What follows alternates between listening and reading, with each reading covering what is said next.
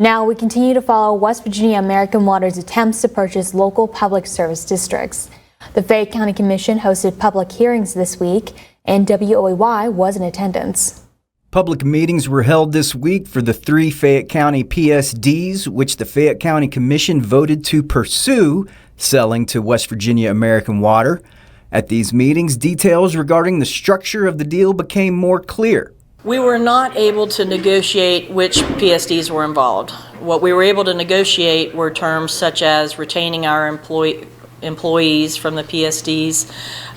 We had tried to negotiate terms and successfully did about applying the purchase proceeds to offset bills. However, it looked as if we were losing quite a bit of money to overhead if we were to do something like that, so we decided not to. More clarity also came to what the current PSD employees would have to do to retain their jobs. The asset purchase agreement says we will give them the opportunity to apply for jobs with the company. Are we going to be able to stay at Fayette County? I have no idea what the jobs are going to be. Maybe, probably. But I can't guarantee that they're going to be working at that location. Mm-hmm. It's possible that they could go over to work on the former Armstrong system or the former Canal Falls system or over in Fayetteville. So there's no guarantee they'll work just on that system that they used to work. In business, negotiations happen all the time.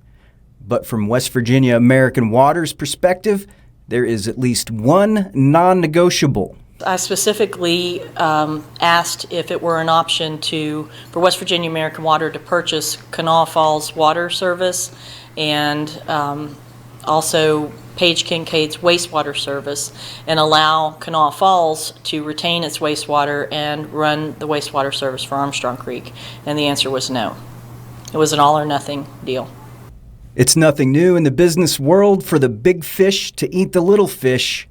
And from the big fish's perspective, it makes perfect sense. You have to look at kind of zoom out on the whole western part of Fayette County and say, we're going to solve this problem, the whole problem, not just pockets of the problem. And I think by allowing us to become the water and wastewater provider for the entire western side of the county, I think solves a lot of the problems, if not all the problems, in one fell swoop. And I think that's the main reason.